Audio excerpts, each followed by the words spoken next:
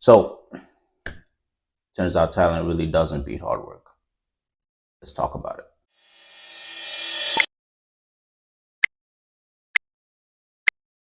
Hey guys, welcome back to today's video.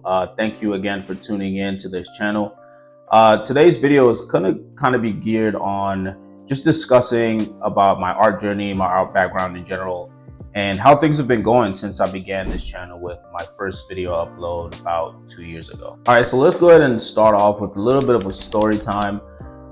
Just like any other artist out there who was born with artistic talent, you sort of just realize that you can draw from kind of early on. At least for me, I realized I could draw really early on when I was a kid, and I draw little doodles, little sketches for my parents, and everyone's parents are gonna tell you that your art was really good, but I get those compliments from other people too, whether it be at school, whether it be friends and things like that, teachers. So receiving comments like that, I always thought people were being nice to me.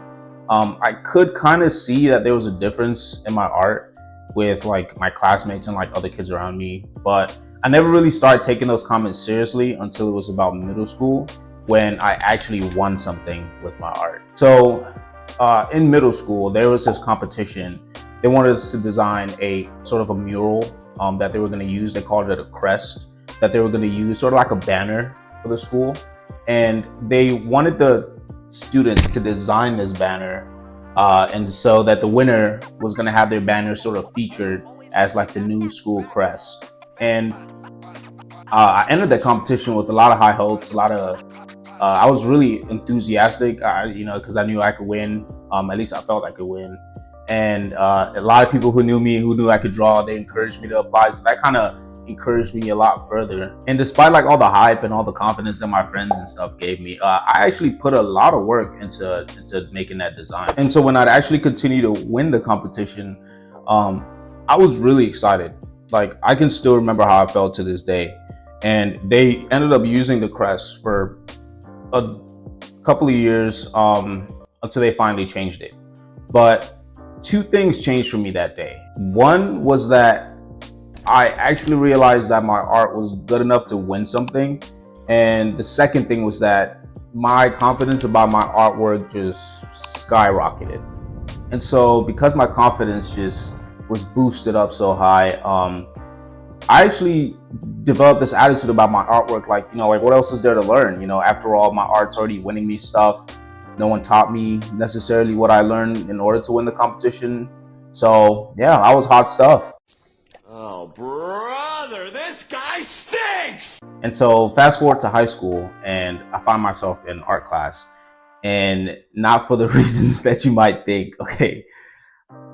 So I was in art class because I knew that my artwork was so good that I just keep getting these compliments. I just keep hearing about how good it was, right? And so I wasn't necessarily in art class to learn. Like, I was learning, but that wasn't where my emphasis was. It was more on, let me show these kids and my teacher how well I could draw. Yeah, it's bad, guys. But also, like, part of the reason why I just kept getting this boost of confidence was because my artwork just kind of steadily progressed without me even having to like put in a lot of work or a lot of practice. I just noticed, like, as I grew older and as I just draw more and more, I wouldn't necessarily draw all the time. And like, I even remember, like, there was a time I just go like months or weeks without touching a pencil, and I'd go back to start drawing, and there it was, like I never even stopped. And that continued to be the case until I decided to make my first YouTube video in February of 2022. And so then that really took me out of my comfort zone. And I started to realize that every time I tried to film a video or think about ideas of things to draw, it was so hard to make a video that was engaging and informative and could actually help you guys learn something. And so I was forced to actually put in a lot of thought behind my artwork. And what that showed me was all the ways that I could improve my art, like all the different ways that I saw I could still grow. This was a site that was completely new to me because I had become so comfortable with where my art was. And that realization actually revealed to me an understanding of where my art was and how it could grow and improve. And so also what I realized was that false sense of confidence in my artwork actually slowed down the progress that I could have made if only I had sort of stepped outside of my bubble and began something like this earlier, where now when I sit down to make a video, or even in my private time, I just go through like other artists' work and try to see what I can learn. I just go through different styles and techniques and just scroll through like other people's videos who are doing the same thing here on YouTube. And I just try to learn as much as I can and gather up as much information as I can and let it impact my drawing in all the best ways, so that once I sit down to make a video, I'm actually making something that could be useful to you guys. And so in many ways, what I've come to realize is that I'm as much a learner of art as you guys are, right?